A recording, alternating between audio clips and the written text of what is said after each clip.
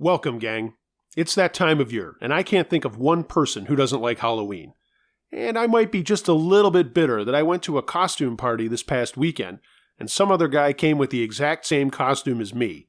Can you imagine two Bob Rosses in the same contest? And no, neither of us won, which is a shame. Anyway, I've been gathering these stories from near and far, and I'm happy to say that nearly all of them have been submitted by you, the listeners. Shout out to Rebecca R. She's the latest member of my Patreon account, and if you're interested in that, giving me a tip, there's information about that in the description below. So here it is, a few terrifying tales all about strange things happening on Halloween. Let's rock. Bunnyman Bridge, submitted by Glasgow 41. This happened in 2009 near Clifton, Virginia. There's a place there called Bunnyman Bridge. It's just an old one-way road bridge called the Colchester Overpass officially.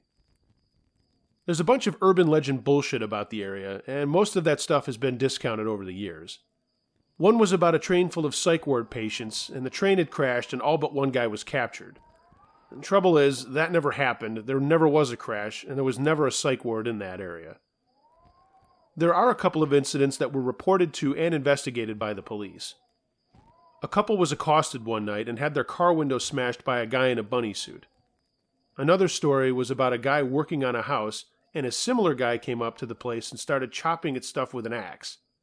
In both cases, the people who saw the bunny man said he was screaming about people trespassing on his property and that they needed to get out. So now it's just a spook spot people go out to at night to see if they can conjure up or find the bunny man. Honestly, it's actually pretty dangerous as there are no lights out there and the tunnel is super narrow. I've heard of people getting hurt out there when cars hit them, and the police never want anyone hanging around, day or night. Of course, where do me and my friends go one Halloween night? You know. We had all gotten together at my friend Bill's place. I'll call myself Al for purposes of anonymity. We were all getting pretty juiced up and towards the end of a small party, and most people left, and it was now around 11:30. It was just me, Bill, his girlfriend Chrissy, and my friend Jeff. None of us had work or school the next day, and we wanted something fun and adventurous to do, and Bill suggested we go out to the Bunnyman Bridge. I started laughing, but he was really serious. I said, fine, cracked a beer. I'll go, but I am not driving. Al said, yeah, I'm down. Chrissy wasn't into it at all. She had fought tooth and nail against it, saying it was stupid and we would just get into trouble. She had a point. There were houses around. But Al and I had been out there before and knew a barn that we could park at if we were really careful and kept the lights off. Then it would just be a couple 100 yards walk to the bridge. Bill tells Chrissy it'll be fine and not to worry.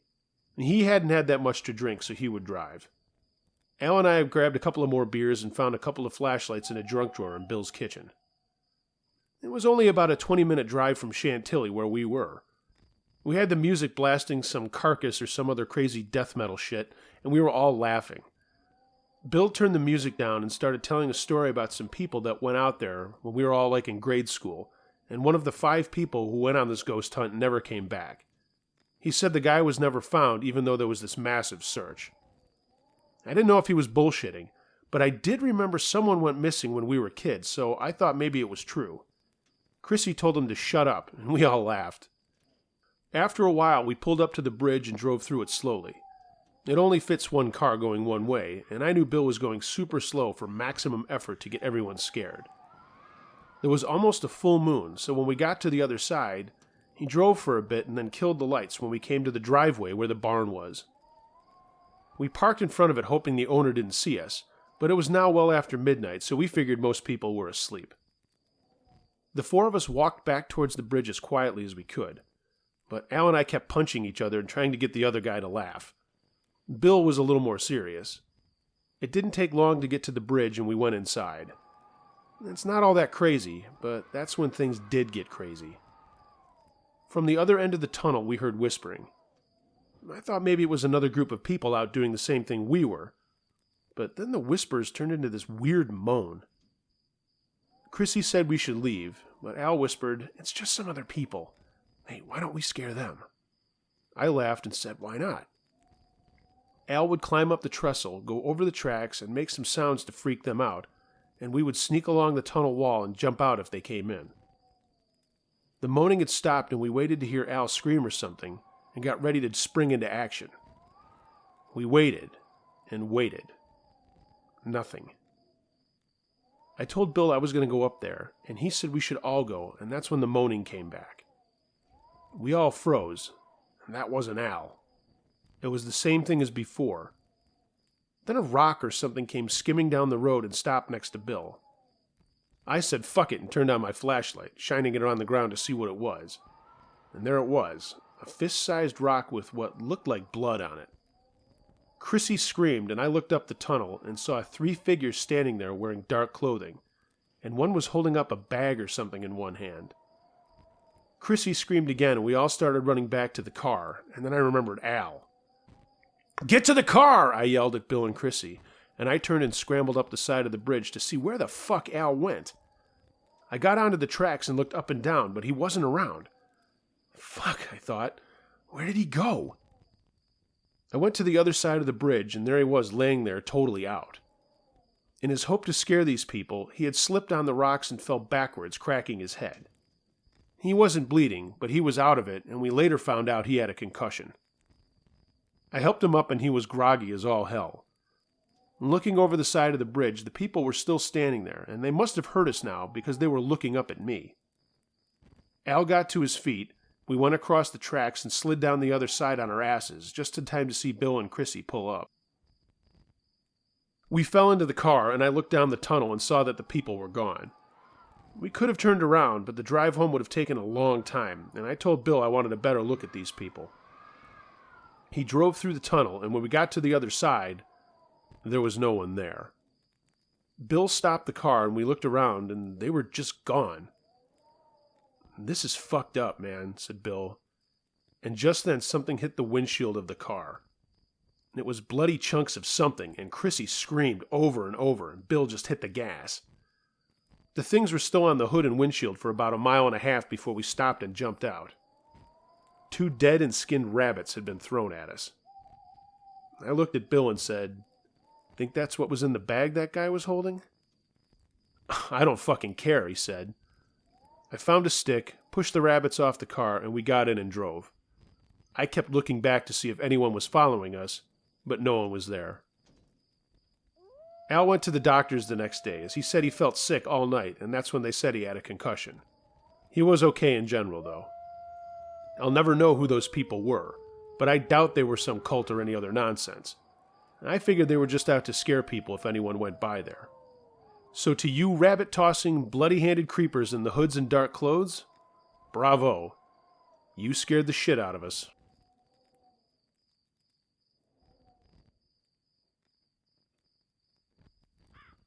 Strange creature on Halloween night. I'm a 23-year-old male living in Lincoln, Nebraska, and I'm currently attending college studying electrical engineering.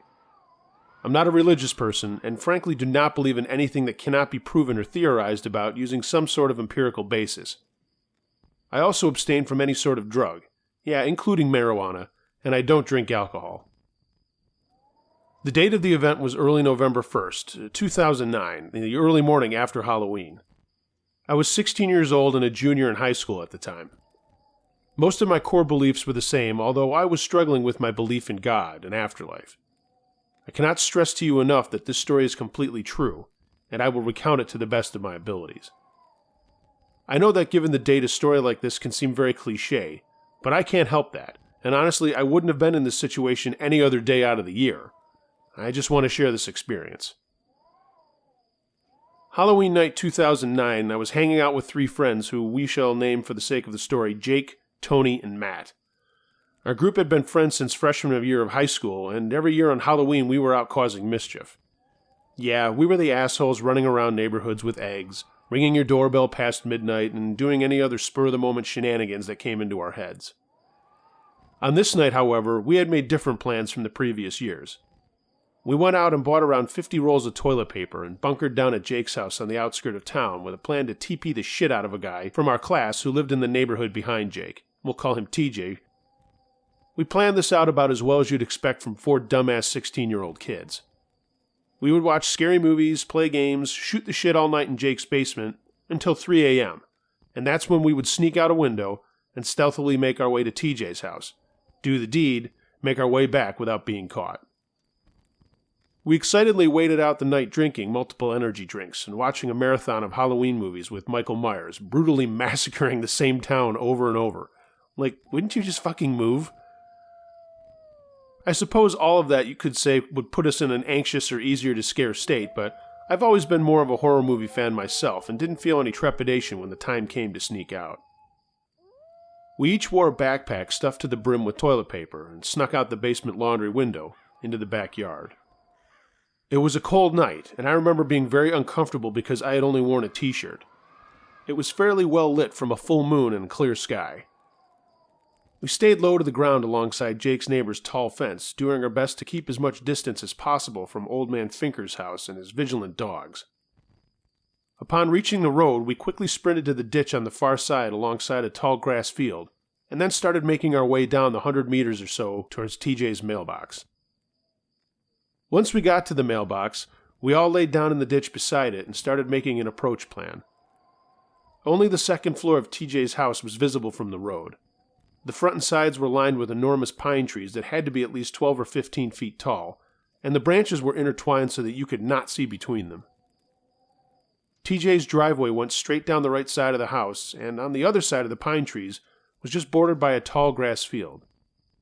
Because of this, we decided the least conspicuous way onto the property would be to walk along the border of the field and pines and then try to climb through the limbs of the trees well away from the road. We got up and began slinking along the tree line, me in the lead, when all of a sudden we heard loud, violent cracking noises about 30 feet ahead of us. We all stopped frozen in our tracks and watched as two of the pine trees started wildly flailing around, and a large white object flies out from between them and lands on the ground directly ahead of us on all fours. At first I thought it must be a deer or some other animal running around as animals do out here, but then the creature stood up on two legs and turned towards us. I will never forget what it looked like as it stared directly at us. It was tall, taller than any of us, and Tony and Matt were both around 6 feet. It was completely covered in white fur all over its body, which looked long and muscular, similar to that of an Olympic swimmer's body. Its face looked like a cross between a chimpanzee and a wolf, in that it was round, and its nose and mouth were flat against the face, yet the features looked fierce and angular. It had short pointed ears, and the eyes glowed like a cat's does when in the dark. I remember not being able to move as I heard Tony mumble, What the fuck? Jake then yelled, and I heard the sound of him start to run back towards the street. I then saw the creature immediately go back onto all fours and start to sprint away across the field. I turned around and ran as fast as I could after Jake, until we were at the end of the street, and the only other lamppost on the street. We stood there for at least 30 minutes, terrified to leave the area of light, and anxiously looking around into the gloom. We were all hysterically mumbling to each other. Where did it go?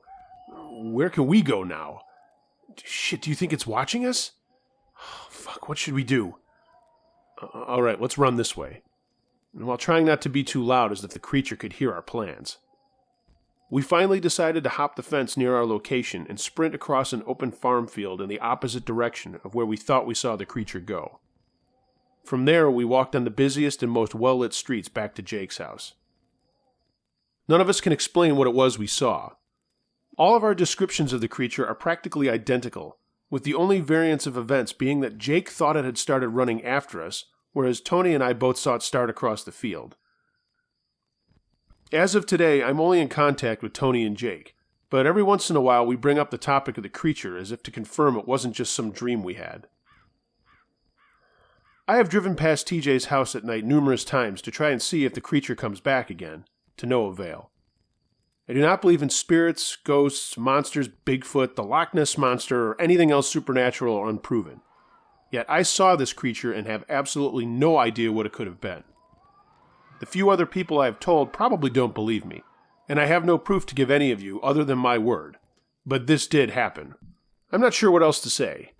I doubt the four of us all imagined the same thing. And hey, maybe TJ somehow knew our plans and decided to pull the master prank on us. If so, he sure as hell got us good. Oh, and before you ask, TJ was not our friend. He was a guy we went to elementary school with and continued on the same high school path as us. We picked him simply because we had always thought he was kind of a douche, and Tony and I had just discovered his proximity to Jake earlier that week. We also discussed our plans with no one else, given that we were essentially the only people we hung out with. It was a weird night for sure, and I'll never forget it.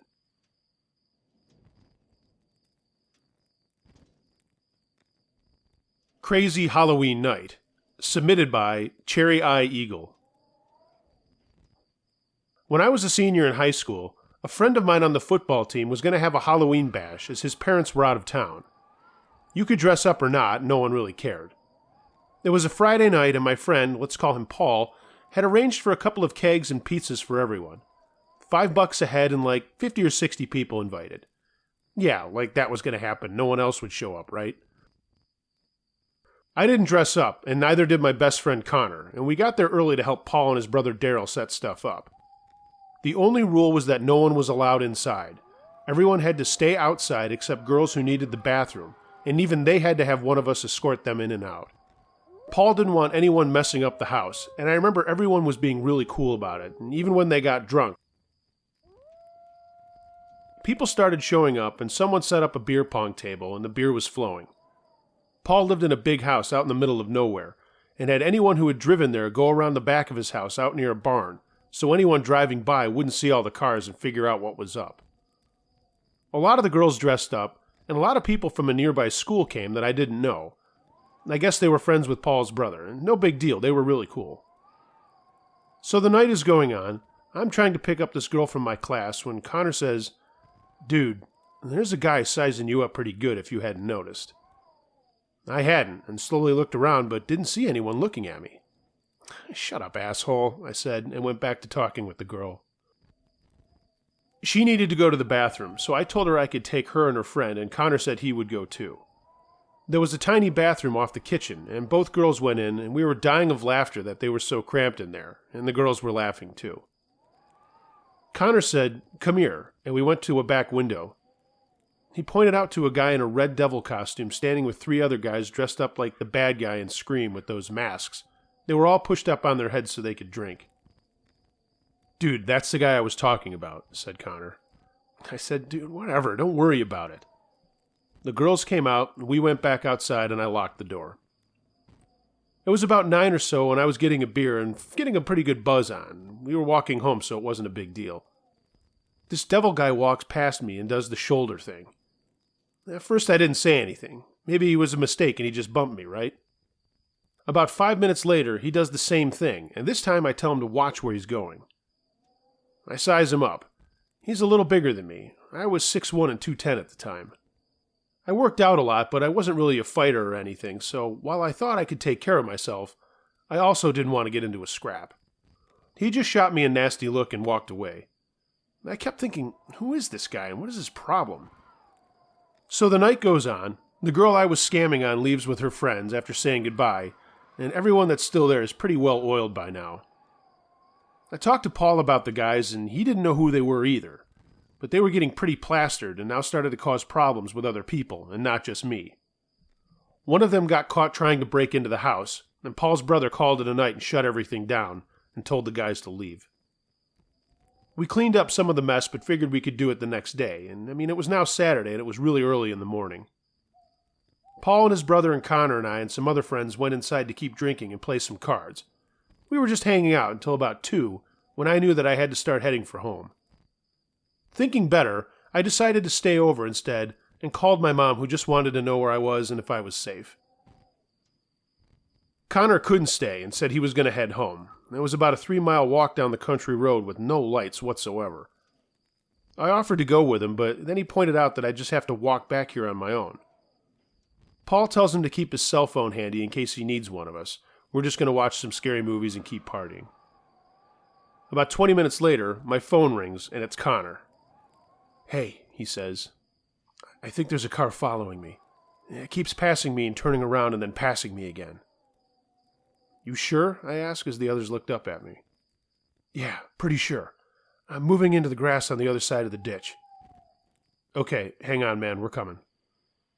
Paul thought Connor was just saucy and scared, but Daryl said to shut the fuck up and get into his truck.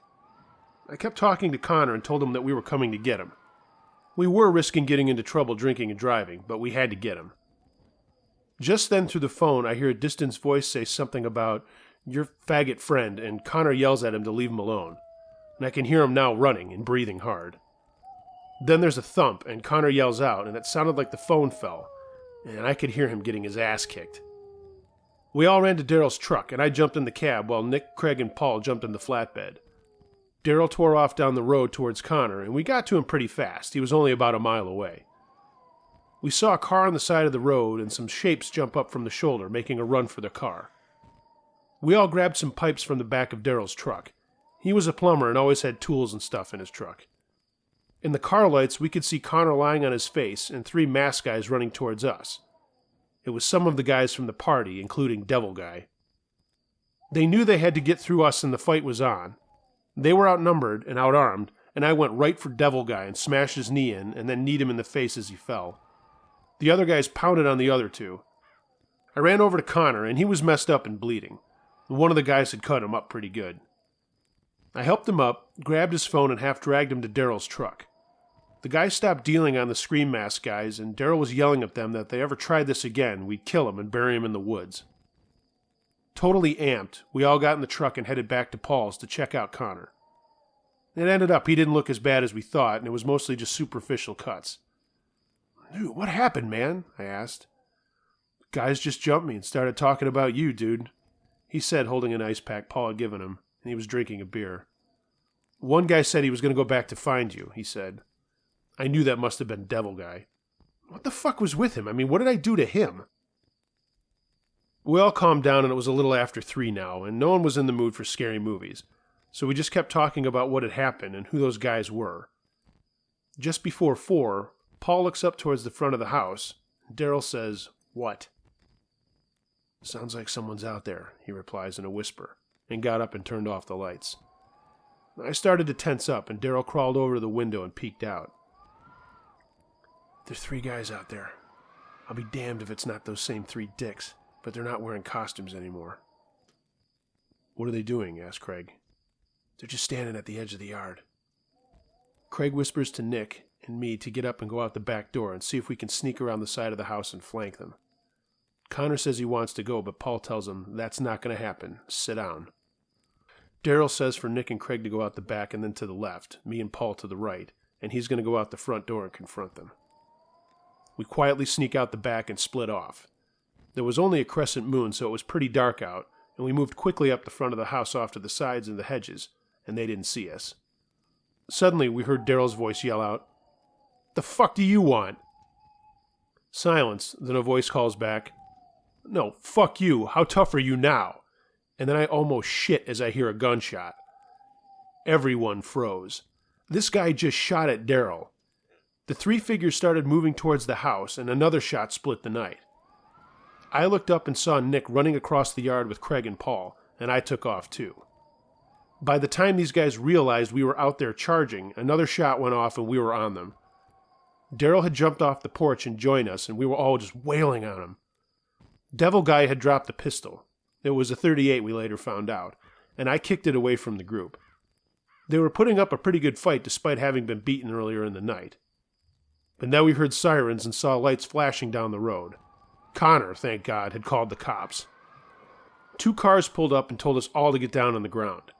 We did, and they started firing off all kinds of questions, and Daryl finally let them know we were all legit, and that these other guys were the ones who shot at the house. It took a long time to sort everything out, and by this time the sun was coming up. Turns out, these guys were a lot older than we thought, and somehow heard about our party and crashed it. They were just out for trouble, and were going to rob Paul's house, but then they got pissed when they found out it was an outside party and no one was let in. They originally thought I was Paul and were going to force me to let them in the house. Then they followed Connor home and beat him up and were planning on bringing him back to the house as some sort of hostage or whatever was going through their dumb fucking minds. Obviously, that didn't work out for them. The rest of the story is boring and police and court stuff. We got in a little trouble for the beer with our parents, but the cops overlooked it. The guys all went to jail, and I think the Devil Guy is still in as he was the one with the gun, which also turned out to be stolen. Anyway, that was the craziest Halloween I've ever had. I have 2 little ones now, and when I take them out for candy and see those scream masks, I cringe a little, thinking how close we had all come to getting shot.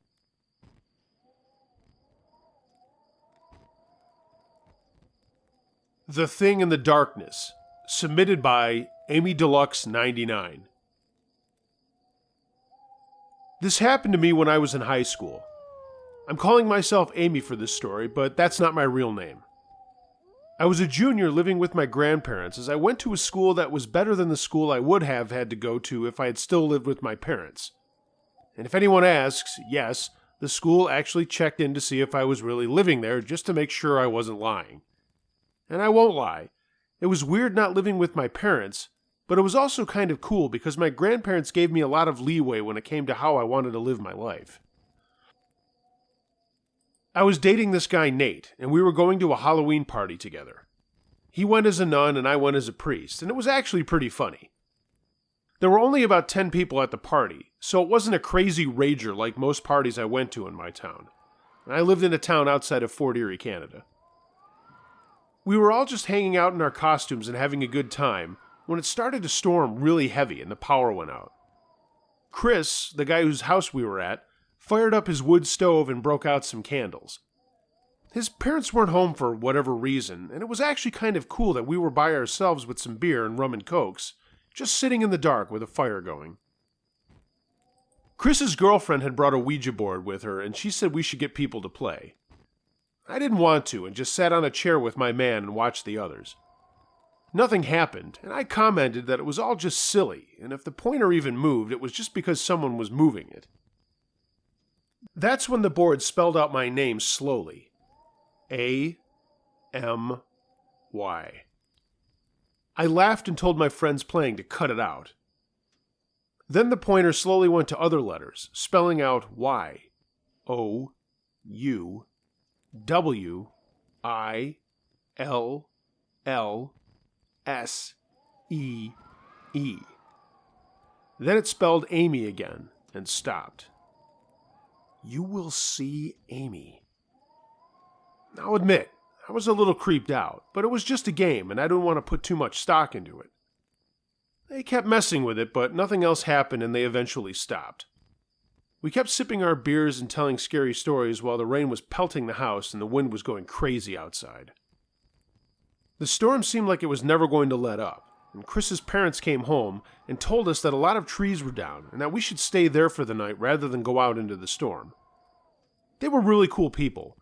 None of our parents cared that we drank a little because we were all really responsible and never got into trouble. My cell phone still worked, and I called my grandparents and parents and let them know where I was and that I was safe. Everyone else did the same.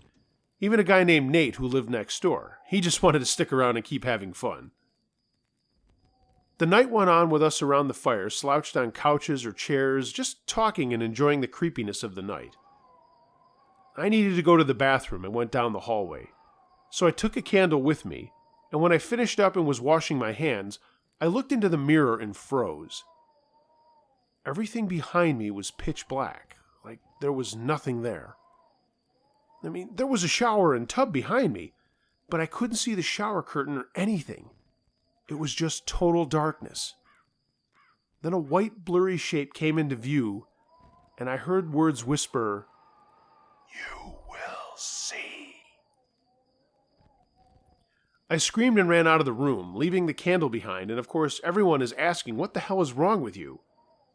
I ran to my boyfriend and he tried to calm me down, but it took a while before I could tell everyone what I had seen.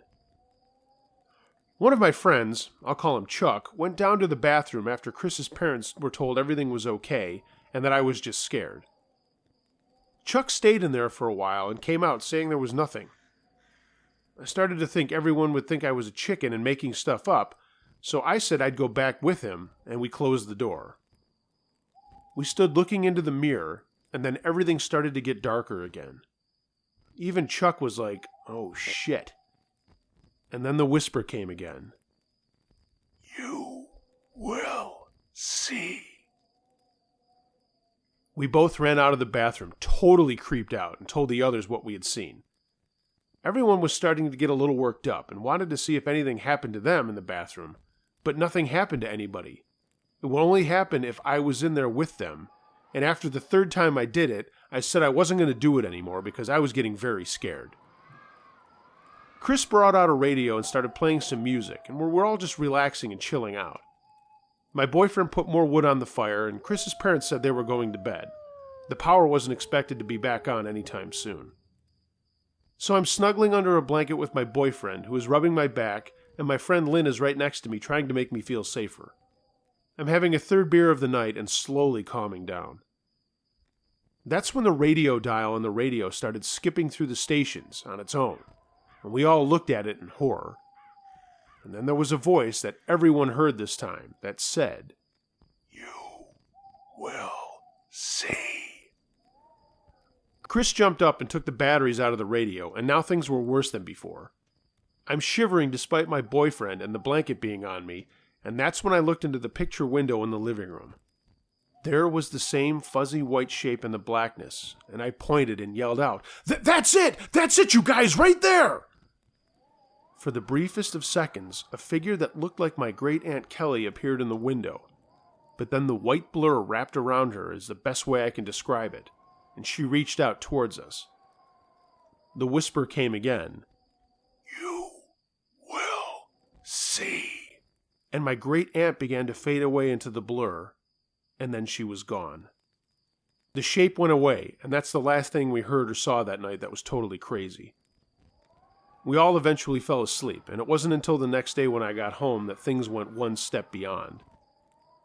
My grandfather greeted me in the kitchen, asked me if I was okay and how the party was, glad that I was safe during the storm. Before I could tell him anything, he said, "Hey, kiddo, I've got some bad news to share. Aunt Kelly died last night during the storm. Such a shame, such a nice woman. Your Nana's pretty upset about it." Aunt Kelly was my grandmother's sister. I was dumbfounded. Had we all really seen my aunt getting pulled to a next life after this one? Shit, I don't know. Nothing strange like that has ever happened to me again.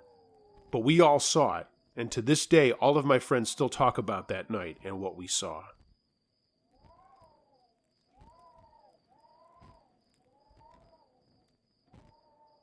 The Guy with the Knife, submitted by Coco Carey.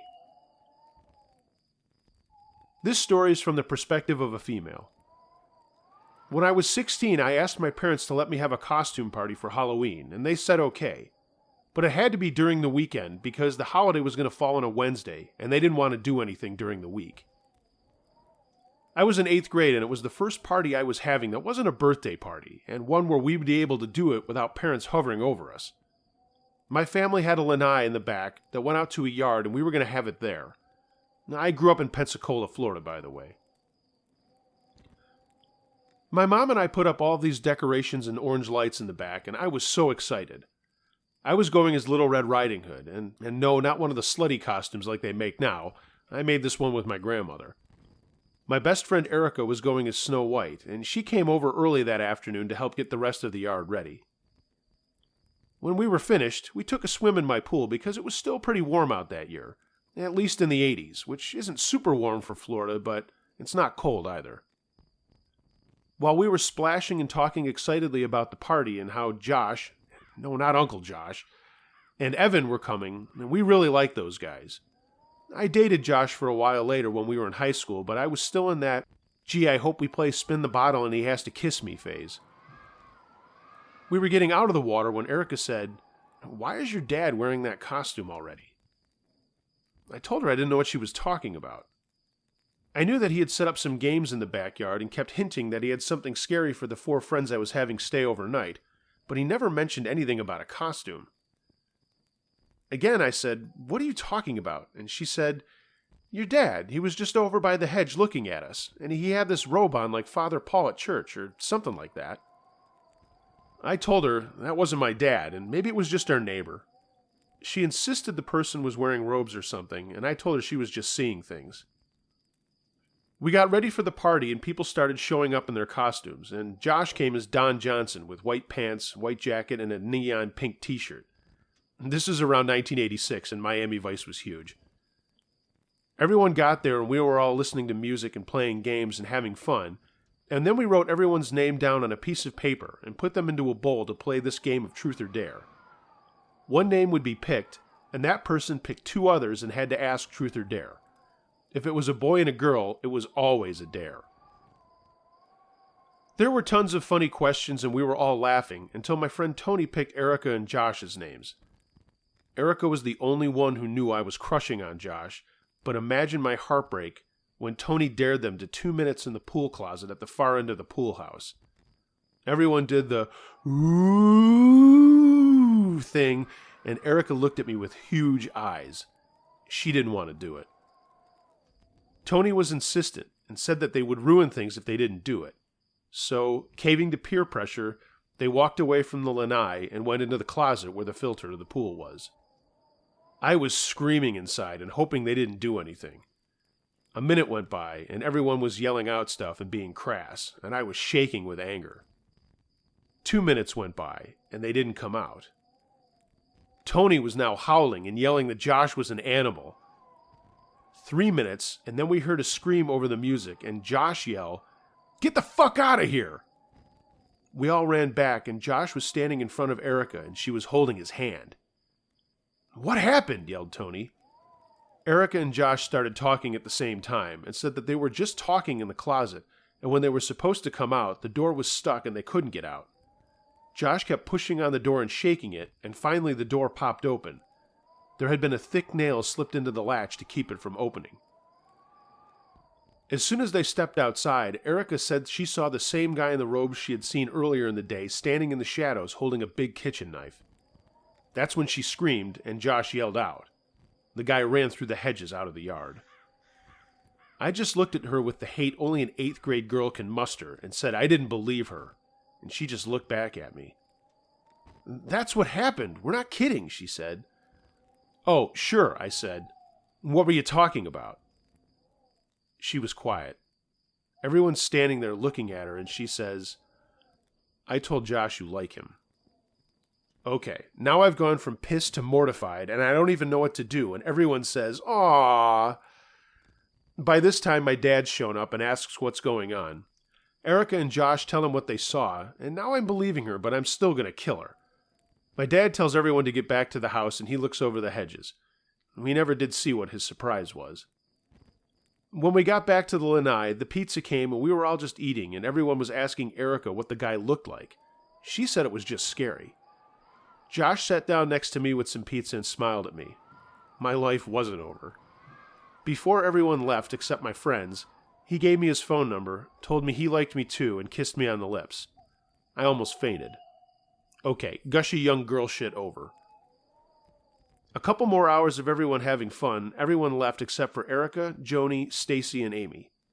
My parents helped us clean everything up, and we go to my room to keep talking, and Josh and his friend Steven were going to call us later. I should say I live in a ranch house, so everything is on the first floor. Stacy brought a Ouija board, and we all tried it, but it didn't work, and then the boys called, so I talked to them while the girls kept playing and laughing. I asked Josh again about the guy, and all he said was that it was pretty scary, and though he was trying to sound tough, he was pretty scared.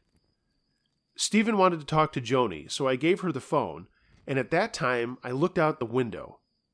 There was a hooded shape in the window looking in at us. I screamed, and the figure held up a knife to the window, and I screamed again, which made the girls scream too. My mom came busting into the room and asked what was wrong. I told her what I saw, and by now my dad was in the room, and when he heard what I said, he was running out the back door. The lights came on, and there was no one out there, but my dad checked around everything anyway.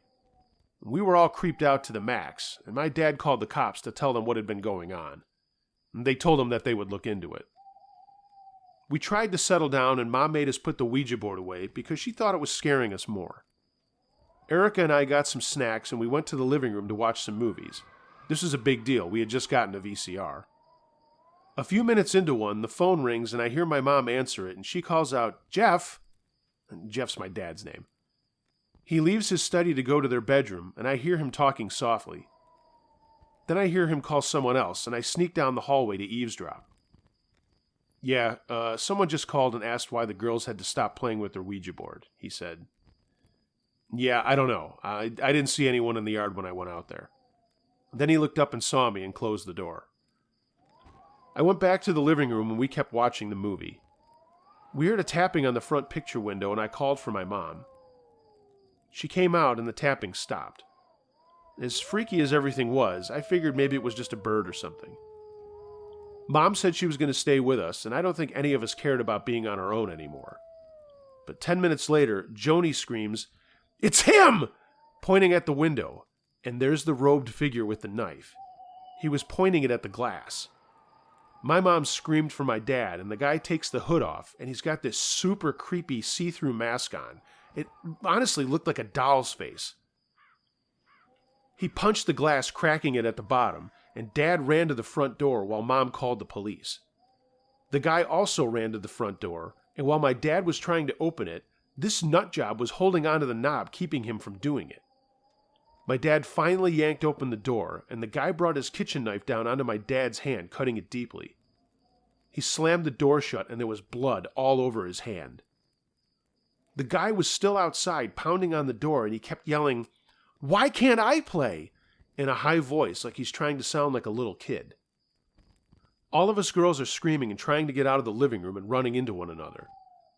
Then the police suddenly show up and tell the guy to drop the knife, and they finally get things under control. They called an ambulance for my dad, who didn't want it, but they took him to the emergency room, and he ended up getting a ton of stitches in his hand. So, who was the guy? This is the saddest part. It was a 20-year-old guy from a couple of streets away. He was a mentally handicapped guy that had been watching some scary movies with his brother and was basically mimicking everything that he saw. He honestly thought it was all a game and had no idea what he was doing was bad. If I remember correctly, he had to go to a special living facility because the authorities determined he couldn't live with his family for a while until they got things straightened out at his house.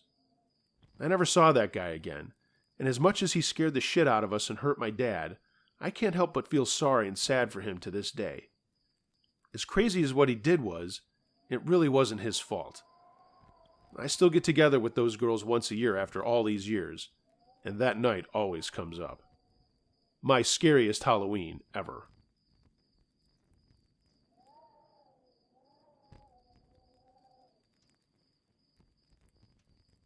Creatures on a Camping Trip. Submitted by Casey D. I'm sure a lot of people won't believe this, and that's fine, I don't care. I've sat on this story for a long time, and after coming across the Uncle Josh channel, I'm finally sharing it. Back in 1993, my fiancée at the time, now my wife, and I decided to take a trip to go camping and hiking near Glacier National Park in Montana. I was about 30 at the time and had spent most of my life camping and hiking in remote parts of the U.S., especially the northwest of the country. When I was a tyke, my father and mother had taken me on multiple trips hiking the Pacific Rim Trail, and that's where I suppose I get my love for all things outdoors. This trip was a spur-of-the-moment thing. We both had vacation days we needed to take or we would lose them, so off we went a day before Halloween. We lived in a little town called Fairfield, and it was and still is no more than a fly speck on the map. We loved it, though. We decided to spend a few days near East Flat Top Mountain, between St. Mary's Lake and Lake Sherburne, and we set out with our gear on my fly rod. We had plenty of MREs, but I was hoping to catch trout and use that as our main source of sustenance. Still, we packed in enough for 5 days of camping, loaded up my Cheyenne, and made the 120-mile or so trip north. We skirted the Blackfoot Indian Reservation and stopped for a while to see my friend Tom, who lived on the res and ran a ranch. I had known Tom since I was a little kid, as his father and my father worked together, and he was like family.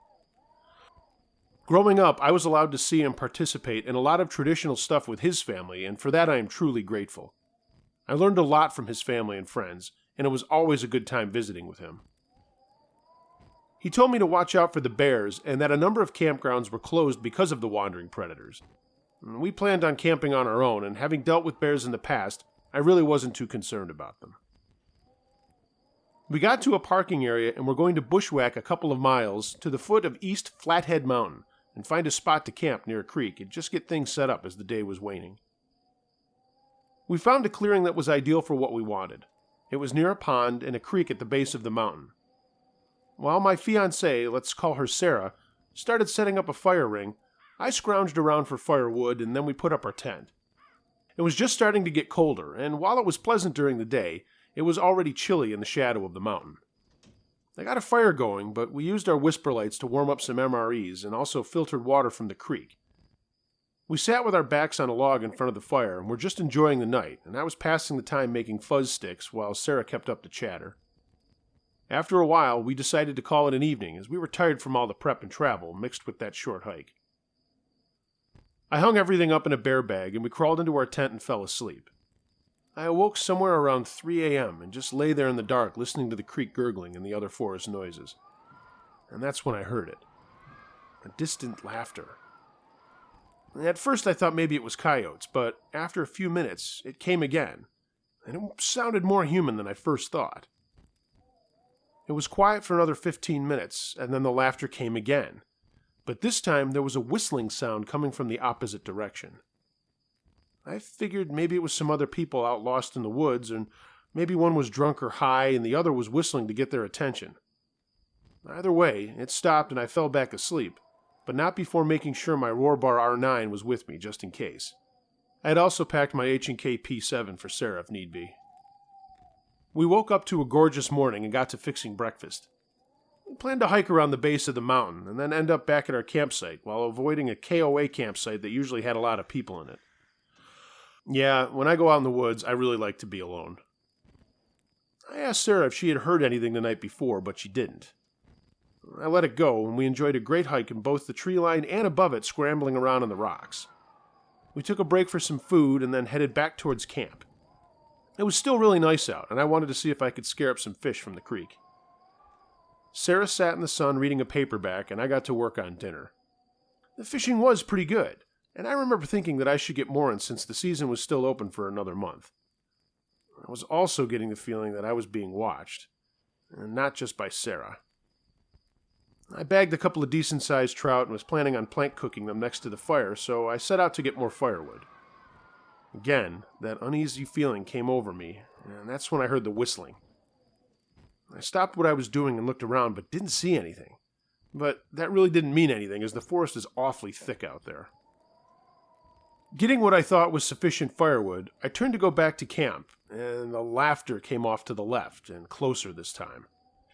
I picked up the pace, dumped the branches and logs I'd been carrying, and immediately put my pistol on my waist. I had taken it off while cutting up the wood. Sarah asked what was wrong, and I told her nothing. I was just being precautious. We cooked up the fish, and it was delicious, but Sarah could tell something was wrong as I kept looking all around the wilderness surrounding us. I saw a felled tree right near us and went to work chopping up some more firewood for the evening.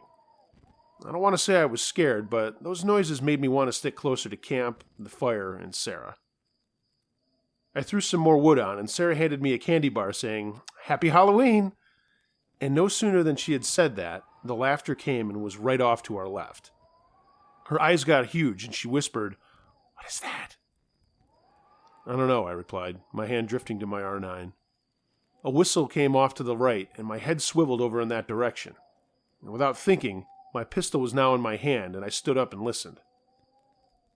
"If you're friendly, come on over for a rest," I called out. "If you're not, you're taking an awful risk with an armed couple that isn't afraid to shoot." Nothing. No response. Then more laughter. This time louder and all around us. I can't describe this laughter properly. It wasn't mocking and it wasn't hysterical. It was like a higher-pitched laugh, but a lot like the laugh from the guy in the movie Predator. Sarah said she was scared, and I told her it was going to be okay. She huddled next to me, and I told her to sit right there while I went and got her P7. And that was the time she should have it. I handed it to her, and she said, "Maybe we should just go." "Hold on," I said. Yeah, maybe not the best decision with someone or something running around in the woods near us, but I wasn't convinced we were in any severe danger at that point. Another whistle, and I yelled out again, but nothing. Then the loud laughter all around us. I decided to fire a shot into the ground to at least let whatever was out there know I wasn't messing around. The noises stopped. Now, mind you, I should make mention that not once in all of this did we hear footsteps or branches breaking or anything like that. Just the laughter and just the whistles. Suddenly, a rock sailed into our camp near the fire, and I spun at it with my R9 at the ready. Another rock came, and that was the end of it. No other rocks were thrown. Sarah once again said we should leave, but I wasn't keen on trekking back to the car in the middle of the night, and I thought we would be safer by the fire until morning. After about 20 minutes, there was nothing happening, and I grabbed our sleeping bags from the tent and then broke out our bivvy bags. We were going to sleep next to the fire, if I slept at all. We started to relax, and I reasoned maybe it was just some people trying to scare us, and they took off when they found out we were armed. After stoking the fire, Sarah started to drift off, and I just sat there staring into the darkness. And that's when I noticed something was wrong. Our tent was slowly being pulled away from our sight and towards the trees. I quietly got up and looked in disbelief as it was dragged away from us and then suddenly yanked into the trees, and the laughter erupted louder than ever. Some might say I was irresponsible for this, but I fired 3 shots towards where the tent went, and Sarah screamed at the gunfire and sat bolt upright. And that's when I saw something I can only describe as something I always thought Bigfoot would look like. It was just standing at the edge of the trees, and it was kind of a standoff of sorts, both of us just staring at one another. Sarah screamed again when she saw what I saw, and then 2 more of the things appeared off to the left of us, and the whistle came again, but from the right. I fired 2 shots over the head of the one closest to us, making sure not to hit it. I just wanted to scare it off. The things kind of faded back into the trees, and I looked at my Sarah, not knowing what to say. Should we try to get back to my truck in the dark, or stay here and take our chances, knowing at least I got them to back up a little bit? If we could fend them off for another few hours, it would be light and easier to navigate through the forest, I thought. Sarah started crying, and I told her it was going to be okay, at the same time trying to convince myself of the same thing. The laughter would come and go throughout the rest of the night, and the occasional rock or stick would land in the campsite. I did fire a couple of shots off at points throughout the night too, deciding whatever the hell these things were getting too close. At first light, all of the activity stopped, and I told Sarah we needed to get the hell out of Dodge. I had been putting stuff in our packs during the night, so dousing the fire was all I had to do, and once that was done, we took off. Fuck that tent, I left that thing out there. It was dragged in a direction going away from where we had to go, so I didn't think it was a good idea to go after it. We double-timed it back to my truck and spun the tires on the way out of there. We stopped in the town of St. Mary and got something to eat, and I went to the ranger station to tell them what had happened. The man at the desk said people had reported shots had been fired, and I told them that was probably me, and let's just say they weren't terribly thrilled that I had done that. But I did lie, and said I shot into the ground. He told us not to do it again and be on our way. On the way home, Sarah kept asking the same thing out loud that I was asking myself inside. What the hell were those things? I thought I'd stop by Tom's again and get his thoughts. He was home, asked us into his place, and saw right away that we looked frightened. I repeated my story for the second time that day, and he just sat there nodding. He said when I finished.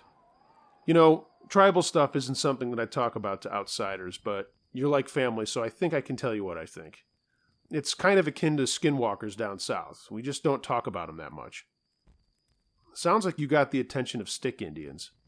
They're kind of like Sasquatch and are known to whistle and laugh. I sat there stunned. I didn't want to believe it, but I know what I saw, and when I looked up more information on the subject, they did match the description of what I saw.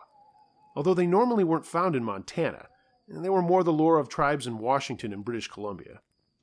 I also learned that they can be violent, and part of the legend is that they steal women away for their pleasure. Thank God that didn't happen to us. Anyway, that really happened to me back on that Halloween, and while Sarah and I still go hiking and camping with our 2 kids, we don't go to the Flathead Range anymore. I am convinced something is out there that doesn't want us around.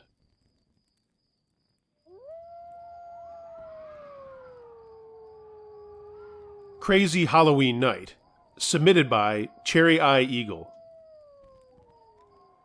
When I was a senior in high school, a friend of mine on the football team was going to have a Halloween bash as his parents were out of town.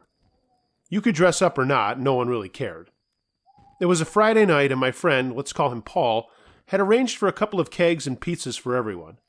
$5 a head and like 50 or 60 people invited. Yeah, like that was going to happen, no one else would show up, right? I didn't dress up, and neither did my best friend Connor, and we got there early to help Paul and his brother Daryl set stuff up. The only rule was that no one was allowed inside. Everyone had to stay outside except girls who needed the bathroom, and even they had to have one of us escort them in and out. Paul didn't want anyone messing up the house, and I remember everyone was being really cool about it, and even when they got drunk. People started showing up, and someone set up a beer pong table, and the beer was flowing. Paul lived in a big house out in the middle of nowhere, and had anyone who had driven there go around the back of his house out near a barn, so anyone driving by wouldn't see all the cars and figure out what was up. A lot of the girls dressed up, and a lot of people from a nearby school came that I didn't know. I guess they were friends with Paul's brother, and no big deal, they were really cool. So the night is going on. I'm trying to pick up this girl from my class when Connor says, "Dude, there's a guy sizing you up pretty good if you hadn't noticed." I hadn't, and slowly looked around, but didn't see anyone looking at me. "Shut up, asshole," I said, and went back to talking with the girl. She needed to go to the bathroom, so I told her I could take her and her friend, and Connor said he would go too. There was a tiny bathroom off the kitchen, and both girls went in, and we were dying of laughter that they were so cramped in there, and the girls were laughing too. Connor said, "Come here," and we went to a back window. He pointed out to a guy in a red devil costume standing with 3 other guys dressed up like the bad guy in Scream with those masks. They were all pushed up on their heads so they could drink. "Dude, that's the guy I was talking about," said Connor. I said, "Dude, whatever, don't worry about it." The girls came out, we went back outside, and I locked the door. It was about 9 or so, and I was getting a beer and getting a pretty good buzz on. We were walking home, so it wasn't a big deal. This devil guy walks past me and does the shoulder thing. At first I didn't say anything. Maybe it was a mistake and he just bumped me, right? About 5 minutes later, he does the same thing, and this time I tell him to watch where he's going. I size him up. He's a little bigger than me. I was 6'1" and 210 at the time. I worked out a lot, but I wasn't really a fighter or anything, so while I thought I could take care of myself, I also didn't want to get into a scrap. He just shot me a nasty look and walked away. I kept thinking, who is this guy and what is his problem? So the night goes on. The girl I was scamming on leaves with her friends after saying goodbye, and everyone that's still there is pretty well oiled by now. I talked to Paul about the guys, and he didn't know who they were either, but they were getting pretty plastered and now started to cause problems with other people, and not just me. One of them got caught trying to break into the house, and Paul's brother called it a night and shut everything down, and told the guys to leave. We cleaned up some of the mess, but figured we could do it the next day, and it was now Saturday, and it was really early in the morning. Paul and his brother and Connor and I and some other friends went inside to keep drinking and play some cards. We were just hanging out until about 2, when I knew that I had to start heading for home. Thinking better, I decided to stay over instead, and called my mom, who just wanted to know where I was and if I was safe. Connor couldn't stay and said he was going to head home. It was about a 3-mile walk down the country road with no lights whatsoever. I offered to go with him, but then he pointed out that I'd just have to walk back here on my own. Paul tells him to keep his cell phone handy in case he needs one of us. We're just going to watch some scary movies and keep partying. About 20 minutes later, my phone rings, and it's Connor. "Hey," he says, "I think there's a car following me. It keeps passing me and turning around and then passing me again." "You sure?" I asked as the others looked up at me. "Yeah, pretty sure. I'm moving into the grass on the other side of the ditch." "Okay, hang on, man, we're coming." Paul thought Connor was just saucy and scared, but Daryl said to shut the fuck up and get into his truck. I kept talking to Connor and told him that we were coming to get him. We were risking getting into trouble drinking and driving, but we had to get him. Just then through the phone I hear a distant voice say something about "your faggot friend," and Connor yells at him to leave him alone, and I can hear him now running and breathing hard. Then there's a thump, and Connor yells out, and it sounded like the phone fell, and I could hear him getting his ass kicked. We all ran to Daryl's truck, and I jumped in the cab while Nick, Craig, and Paul jumped in the flatbed. Daryl tore off down the road towards Connor, and we got to him pretty fast. He was only about a mile away. We saw a car on the side of the road and some shapes jump up from the shoulder, making a run for the car. We all grabbed some pipes from the back of Daryl's truck. He was a plumber and always had tools and stuff in his truck. In the car lights, we could see Connor lying on his face and 3 masked guys running towards us. It was some of the guys from the party, including Devil Guy. They knew they had to get through us and the fight was on. They were outnumbered and outarmed, and I went right for Devil Guy and smashed his knee in and then kneed him in the face as he fell. The other guys pounded on the other two. I ran over to Connor, and he was messed up and bleeding. One of the guys had cut him up pretty good. I helped him up, grabbed his phone, and half-dragged him to Daryl's truck. The guys stopped dealing on the Scream Mask guys, and Daryl was yelling at them that if they ever tried this again, we'd kill him and bury him in the woods. Totally amped, we all got in the truck and headed back to Paul's to check out Connor. It ended up he didn't look as bad as we thought, and it was mostly just superficial cuts. "Dude, what happened, man?" I asked. "Guys just jumped me and started talking about you, dude," he said, holding an ice pack Paul had given him, and he was drinking a beer. "One guy said he was going to go back to find you," he said. I knew that must have been Devil Guy. What the fuck was with him? I mean, what did I do to him? We all calmed down, and it was a little after 3 now, and no one was in the mood for scary movies, so we just kept talking about what had happened and who those guys were. Just before 4, Paul looks up towards the front of the house, and Daryl says, "What?" "Sounds like someone's out there," he replies in a whisper, and got up and turned off the lights. I started to tense up, and Daryl crawled over to the window and peeked out. "There's 3 guys out there. I'll be damned if it's not those same 3 dicks, but they're not wearing costumes anymore." "What are they doing?" asked Craig. "They're just standing at the edge of the yard." Craig whispers to Nick and me to get up and go out the back door and see if we can sneak around the side of the house and flank them. Connor says he wants to go, but Paul tells him that's not going to happen. Sit down. Daryl says for Nick and Craig to go out the back and then to the left, me and Paul to the right, and he's going to go out the front door and confront them. We quietly sneak out the back and split off. There was only a crescent moon, so it was pretty dark out, and we moved quickly up the front of the house off to the sides and the hedges, and they didn't see us.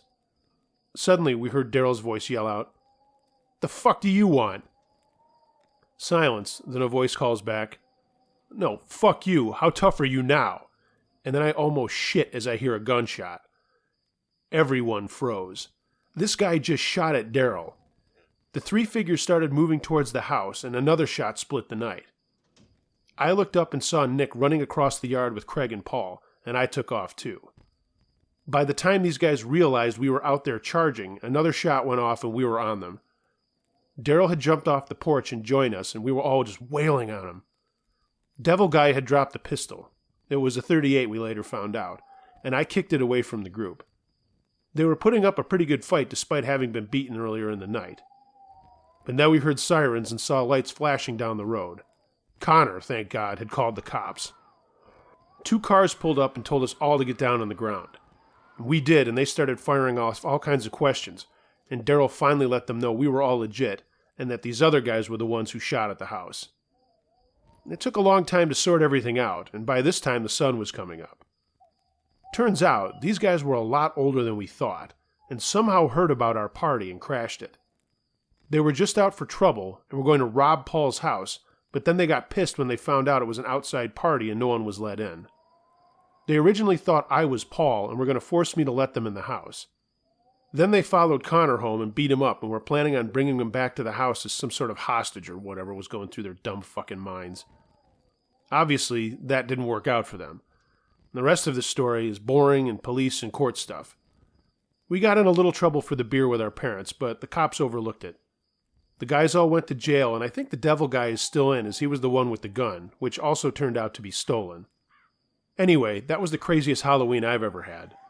I have 2 little ones now, and when I take them out for candy and see those Scream masks, I cringe a little, thinking how close we had all come to getting shot.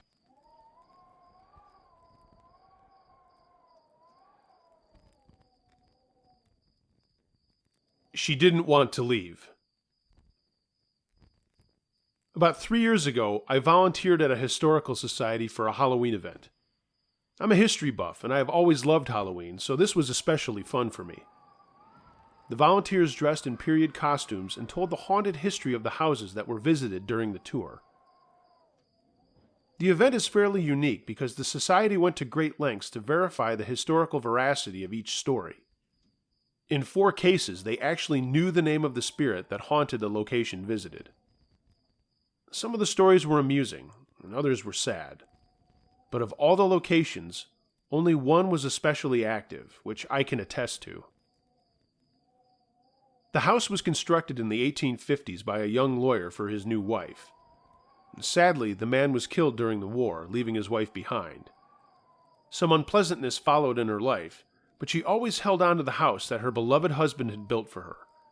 Her love for this house is so strong that even in death, she has never left it. During the tour, the storyteller told her sad story, then went on to share some of the innumerable number of happenings that had occurred at the house since the Historical Society had begun their tours there. Several volunteers had seen a woman in a white dress wandering the house between tour visits, and then when they went to check on her, she had vanished. Many volunteers and people on the tours have reported seeing a figure peeking over the banister from upstairs while the stories are being told. The house is always empty except for the volunteers on the ground floor. A number of people have reported feeling a gentle hand laid on their shoulders while listening to the stories. One young volunteer, having made a mistake by dressing in a Union uniform, was pinched several times for his lack of taste in a Southern household. The next night he returned, properly dressed as a Confederate. He was given a pat on the back by way of apology. One year a couple volunteered. Standing in the house and out of sight, the young couple flirted a little too much, and they were startled when an invisible force came between them, putting an abrupt end to their playful touches. The message was clear. Hands off, buddy. This is not the way you treat a young woman. One of the funniest frequently occurring happenings revolved around men wearing hats inside the house. The former homeowners seem to take a dim view on those who commit this faux pas in a woman's house. The guilty parties typically are poked or have the hats tapped pointedly until the message gets across. The spirit seems to feel a very strong bond with one particular older gentleman who volunteers each year to tell her story. One particular year, he wasn't there to tell her story to the tours, and there were very adverse results. The two female volunteers at the house called the office of the Historical Society in a panic. Something was throwing stuff around the house and making all kinds of crashes and banging sounds. It got to be so bad that the veteran storyteller was called from his home to tell the story on the very last tour of the night. The moment he entered the house, peace was restored. Since then, he has taken great care to not be absent for the storytelling. As a volunteer, I entered the house about a dozen different times. I forgot to remove the hat I wore with the costume the first time, only to feel something tap the brim before I was asked to pull it off. On another visit, I saw a human shape disappear around a corner when I first entered. With the exception of the storyteller, the other volunteers were outside talking. Strange sights and sounds are normal during the tours. Each year something happens, and the new stories are added to the collection of the countless others. But the two most powerful are always the last ones told during the visits. 8 years ago, a tour group was standing in the hallway outside of the storyteller and the older gentleman I mentioned earlier. He was preparing to tell them the story, and as the group gathered in close, the storyteller noticed one of the men on the tour was wearing a baseball cap. Without thinking, he asked the man to remove the cap. "You're in a ladies' home, sir. Show some proper respect." Suddenly, the tour gasped and looked up the stairs. Floating through the air was a small piece of cloth, a woman's handkerchief. The small piece of fabric glided through the air gently and came to rest on the storyteller's shoulder. The house was searched by volunteers who reported that it was empty except for those on the ground floor. And the next day, the homeowners were questioned about the handkerchief. They had never seen it before and had no idea where it came from. The handkerchief was placed on display next to the stairs, and it's still there on a small plate year-round, just in case the former owner has a need for it. The final story is not scary, but it is touching. If you're staying with me this far, I've saved the best for last. 2 years before the handkerchief incident, the tours were proceeding normally. Once again, the gentleman stood at the foot of the stairs and shared the story of the former homeowner. But in this tour group was a woman of middle age. As the storyteller told his stories, he could see this woman becoming increasingly agitated. He continued for a time until it was clear that this woman was very angry. At this point he stopped and asked the woman if there was something wrong. The woman stepped forward and began to yell at the storyteller. She was something of a spiritualist and demanded to know why the spirit of the former homeowner hadn't moved on.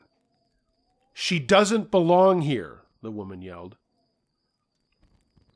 The storyteller answered calmly, reminding her of the hardships and heartaches the former homeowner endured to keep this house in life. Surely she could understand why the spirit would be reluctant to leave such a strong source of happiness in her otherwise very sad life. This only seemed to make the woman even more angry. She insisted that the dead had no business here, and that they were no longer supposed to linger on this earth. She became even louder and more vulgar, and she was soon asked to leave the tour group. But before she left the house, she pointed at the storyteller and said that she would return and drive the spirit from the house. Nothing was said about this after she left.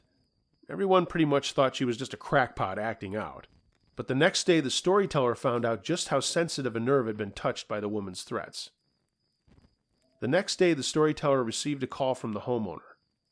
He wouldn't speak on the phone, but wanted to meet to discuss something that had happened. So the two met for lunch, where the owner asked if anything had happened with a woman on the tours the night before. The storyteller shared what had happened, and the homeowner then explained why he had called. The homeowner had returned late that evening after the tours were finished, and he quickly turned in after a long day and was soon asleep. In the middle of the night, he suddenly woke to the sound of a woman crying in his bedroom. He laid there for a long time, listening to the heartbreaking sound, when a female voice whispered between the sobs, "Please, don't let her make me leave. I want to stay. Please." The homeowner said aloud that she never had to leave, and the crying faded away slowly until it finally ended.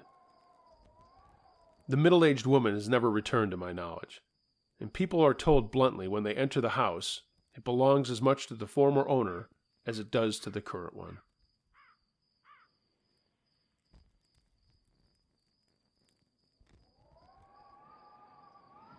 Scary Halloween Night, submitted by Ravenwood7. In my hometown, there was this old abandoned house on the edge of the village that everyone said was haunted, and kids would always go out to it at night to scare each other. The police told everyone to keep away from it, and that anyone caught there would be arrested for trespassing. It wasn't like 150 years old or anything like that. It was actually built sometime in the 50s, but the owners had passed away and no one had bought it. It just sort of went to pot. I had been there in the day plenty of times despite the police warnings, but this Halloween night, me and some friends decided we were going to go inside, determined to find out if it was haunted. We all lied about whose houses we were staying at overnight, and me, Andy, Jason, and Bill went trick-or-treating and then headed out to the house. We were all 15 or 16 at the time, old enough to know better.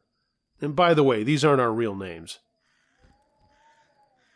I had a backpack with flashlights and a bunch of other stuff like rope, I guess for climbing. What the hell was I thinking? We also had some screwdrivers and a hammer. I guess I thought maybe we'd have to pry open a door or a window or something. So it's like 10:30 and most kids are inside and the Halloween stuff is over and we get to the place. The nearest house is about 2 football fields away and there's nothing else out there but forest for a ways over to the next town.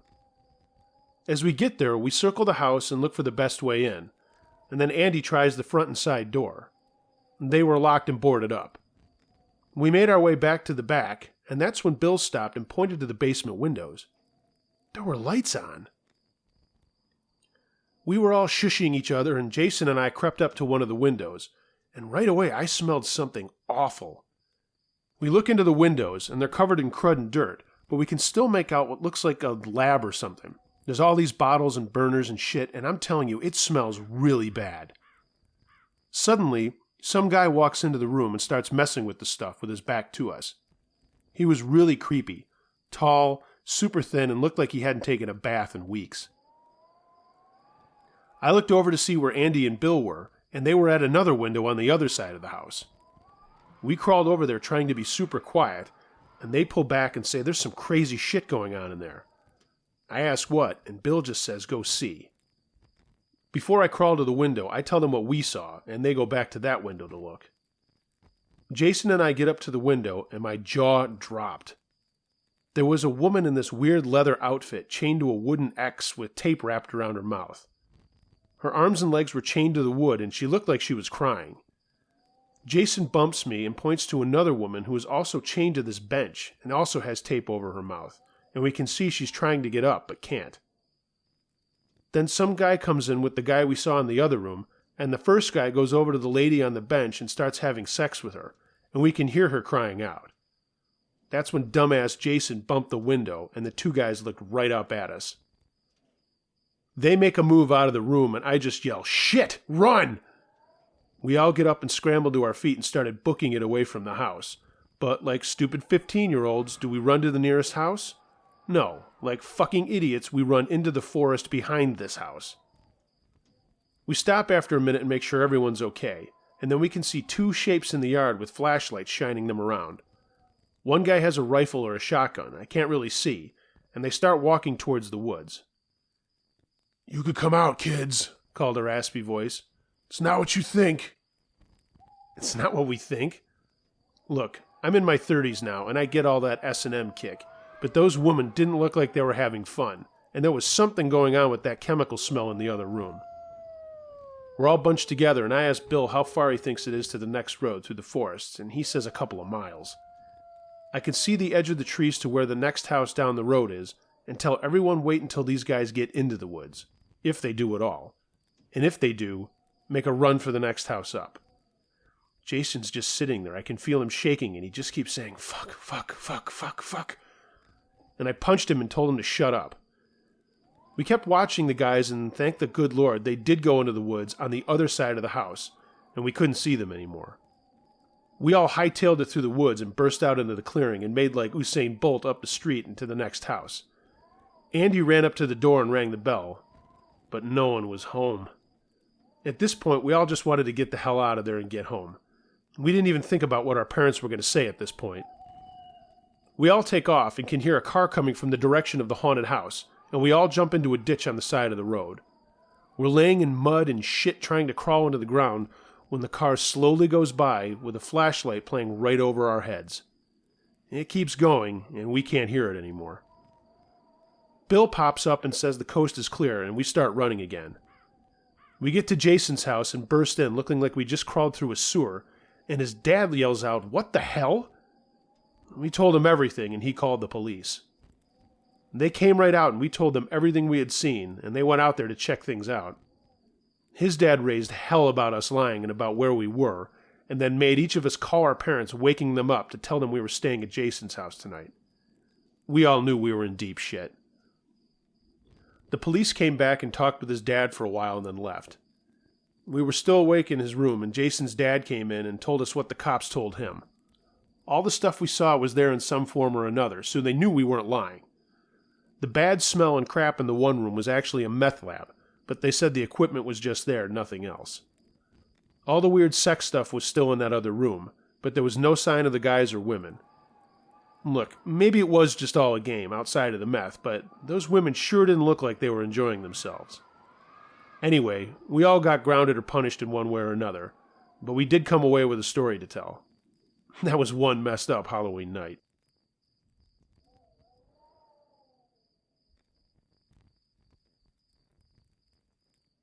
Terrifying Church Party, submitted by Toby.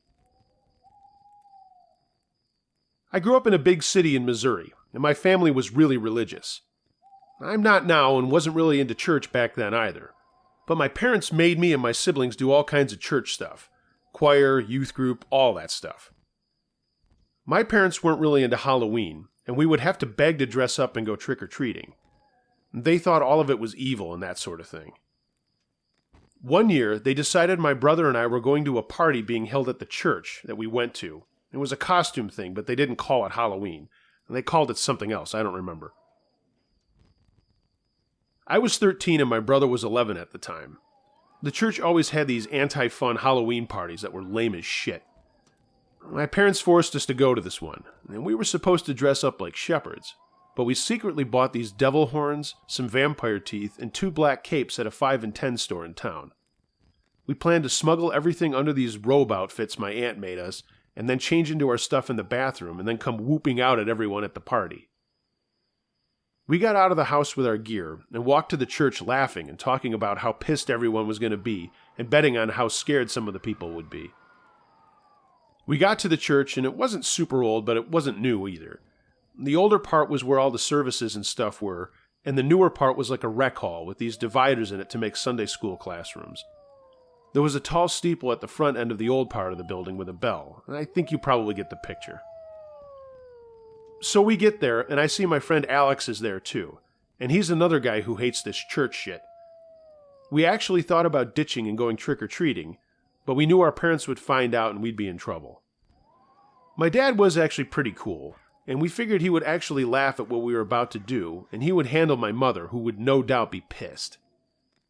I let Alex in on what we were going to do, and he says he'll help by turning off the lights in the hall and then turning them back on as we come screaming into the room. We're almost crying right at that point because of how fucking funny this is going to be. We go inside and hang around for a while, and there's a bunch of kids and adults playing games and stuff, and we can barely contain ourselves. Around 9 o'clock, it's really dark outside, and we make our plan. We run into the rec hall, out the other side, run down the stairs, backtrack under the rec hall, come back out on the other side through an entrance that goes into the church part and out the front of the church. Piece of cake if we don't die from laughing. My brother and I wander off slowly and go into a bathroom down the hall from the rec room and put on our stuff.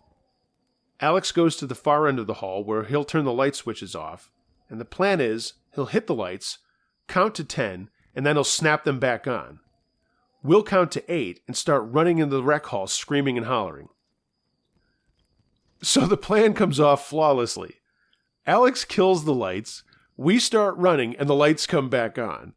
We're screaming and running at kids and parents and waving our arms and lunging at them. A bunch of them screamed, including some of the older guys, and one kid pissed his pants. I could see the wet patch on him as I ran by. We booked it out the door near Alex, and he's already a little ahead of us going down the stairs. We cross under the rec hall and pop out into the church and run between the pews to the front door. And this is where our little prank went sideways. The front doors were locked and there was a chain on the handles. Shit. We can hear people running around looking for us, and we know they're not happy with our awesome stunt. We're desperate. If we go back into the church from this foyer, we can probably squeeze out a window, but the stained glass windows were small and it wouldn't be quick. Plus, we might break one, and even I didn't want that to happen. We're looking around, and my brother spots a trapdoor in the ceiling with a rope and a ball on the end of it, hanging down. If one of us jumps off a chair, we can pull it down and maybe hide there to give us more time to figure out what the hell we're going to do. I do it. I grab the rope and pull down a folding staircase. The voices are getting louder, and we run up the stairs only to find a ladder going straight to the top of the steeple. We didn't have a choice, and Alex went first. I went second, and my brother brought up the rear. He pulled up the staircase and the trapdoor shut, and we go up a few more rungs on the ladder. A minute or so later, we hear people right underneath us, and one of them says, with a very unchurch-like, "Where are those little bastards?" After a little bit, they leave, and we all sigh with relief. I tell my brother to push the staircase down, but it won't budge. He tries to push it down with his foot, but nothing is happening. Okay, now we're in serious shit. This ladder we're on is starting to creak, and it's not meant to hold 3 people like this. It was old as hell. "Maybe the door needs more weight," says Alex, and I reply I'll give it a shot, but there's no way to switch places with my brother. "We have to go up and see if we can switch there," I said, and we slowly made our way up this piece of shit old-ass ladder, and it's creaking and sounding like it's going to give way. But we get to the top, and there's nothing but a hatch to the outside. Double fuck. So either we go out on the roof and switch places, or go down and scream for help and take our chance that way. "This can't be too bad," I said, and Alex popped the hatch. The roof is steep as all hell, but he says if we hold on to the wooden slats surrounding the bell of the steeple, we should be okay. He offers to skirt the bell tower. We can come out, and he'll go around the entire thing and then back down the ladder. I'll open the trapdoor and then call for you to come down. We shouldn't be on the ladder at the same time again. That thing's a chunk. he says. We get after things, and I cannot believe how high up we are, how dangerous this is, not to mention totally fucking stupid. When my brother gets out there with me, I'm wishing we had just called for help. Alex makes his way around the tower and gets back into the shaft with the ladder. After a few minutes, he's back at the top of the ladder saying we're all set to go. Let's go back down. That's when the slap my brother was clinging to snapped, and he started to slide down the roof into his certain doom. In the blink of an eye, I shot out my leg to him, and he grabbed it and was too scared to scream. But even in the dark, I could see his face was white as snow. With all my strength, I slowly pulled my leg up, and it was only about a foot or two to get up to the shaft, and he grabbed that with his other hand, let go of my leg, and pulled himself up, and then just sat there hanging on for dear life, breathing heavily. Tears were running down his face, and I told him to get in and get down. After a few minutes he did, and I followed him, closing the hatch. We got to the bottom, met Alex there, and closed the staircase again. We sneaked back into the church, got to the nearest window and flopped it open. We squeezed out and landed in a heap outside of the church and just lay there panting. We all made our way back to our houses, and yeah, we all got the tar beat out of us for our stunt. Oh well. My brother and I didn't tell our parents what really happened until we were in our 30s, and my mother almost fainted. My dad laughed and said we were idiots. No ghosts and goblins in this, but holy shit, that was the scariest thing that's ever happened to me on a Halloween night.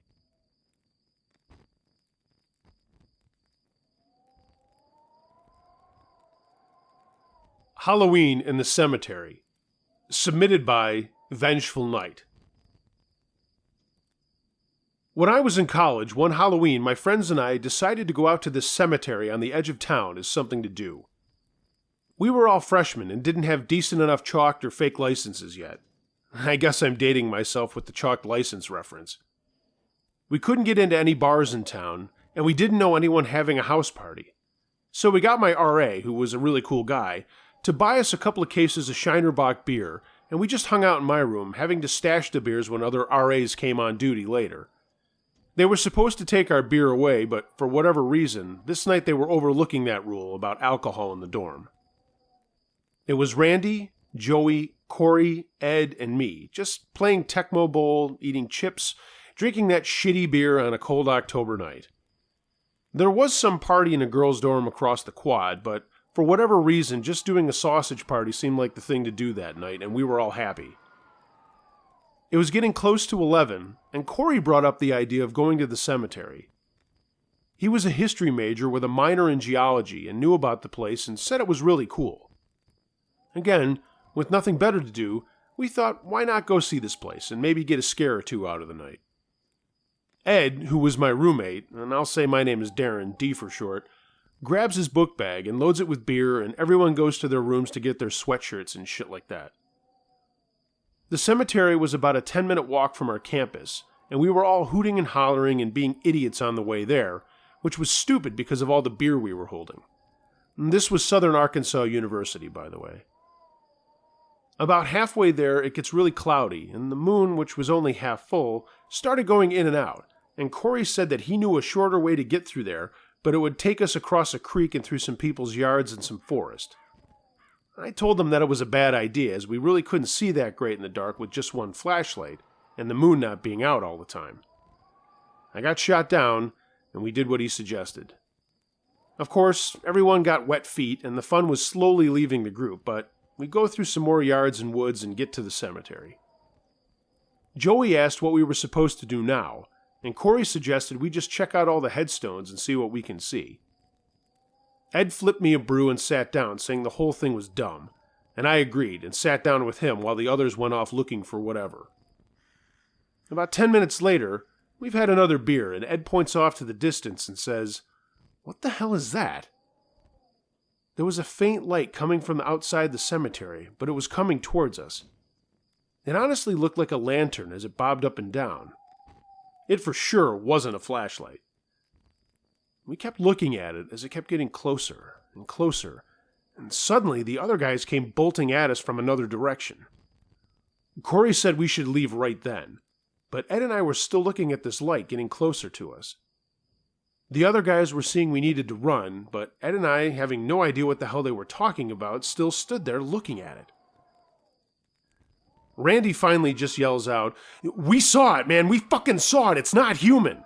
And he started running back towards campus. Joey took off too, but the three of us kept watching the light get closer and closer still. Then it stopped about 30 feet away. I could see a faint outline of a figure holding a dim light that wasn't a lantern, but it looked a hell of a lot like one. Corey shone his light at the figure and said, "Guys, I don't know what this is, but I saw it earlier up close. Are you satisfied now?" Or something like that. And then his light hit it, and we all snapped. It was a thin figure of a man, but it wasn't a man. It couldn't be a man. Its arms were long and bony, and its head looked like it was sucked in, I guess is the best way I can describe it. It had a gaping hole of a mouth and these bulgy eyes, and man, I don't know. I'm not doing the best thing describing this, sorry, sue me. But it was terrifying. It was holding some kind of light on a stick, and it just stood there staring at us. I started to backpedal and just yelled out, "Okay, fuck this, run!" Ed got tripped up on a headstone and one of his sneakers came off, but he didn't stop. We just booked it back to campus and caught up with the other guys. We ran back to my dorm room, and we all just collapsed on the floor in our beds. Corey and the other guys had seen the thing when they were out there exploring, and Randy had said it pointed at them, and that's when they ran back to me and Ed. The talk for the next hour or so was all about this thing and what it was, and I drained more than a couple cans of that shiner. We all finally fell asleep with the TV on, but around 5 in the morning, Ed woke up to take a piss. When he went out into the hallway to go to the head, he tripped over something in front of our dorm room door. It was his soaking wet sneaker he lost in the cemetery. He yelled out and woke us all up, and we almost just pitched a fit and shit our pants. I'm not making any of this up. That shit really happened when I was a freshman. It still scares me just to think about that. What the hell was that thing, and how did it know where we lived?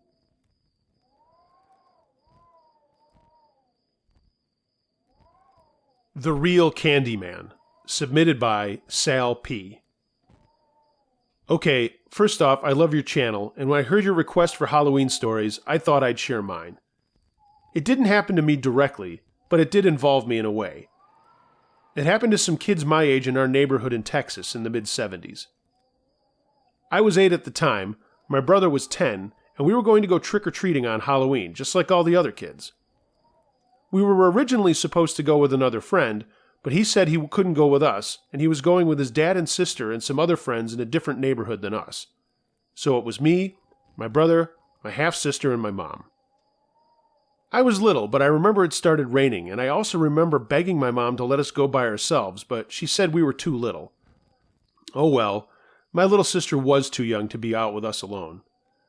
I was Superman in my underoos, and my brother was a vampire with the glow-in-the-dark teeth.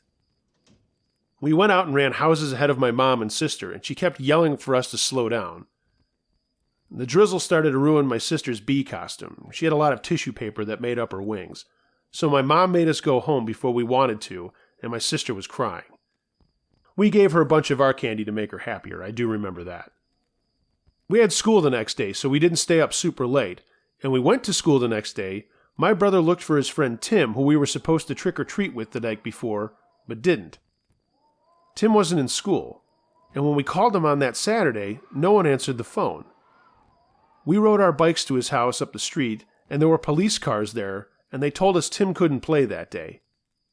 Well, Tim wasn't going to be playing with us ever again. His dad had poisoned some candy and given it to Tim, his sister, and the other kids they went trick-or-treating with. I guess Tim was the only one who ate it, and it had cyanide in it, and he died that night. His dad went to prison and was executed in 1984. You can look it up on the internet. His name was Ryan Clark O'Brien, and they called him the Candyman. My brother and I have talked about that night over and over and wonder what would have happened had Tim and his family gone trick-or-treating with us. Our poor friend was gone at the hands of a sick human being, and it was his dad on top of it all. It's funny how we remember being mad that we couldn't stay out as late as we wanted, but you know what? Things could have been a hell of a lot worse.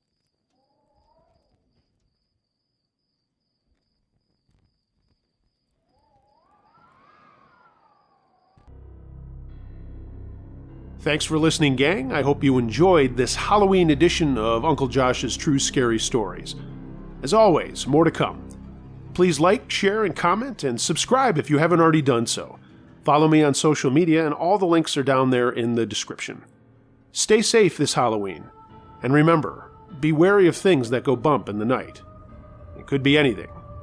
A ghost, a monster, or the guy next door.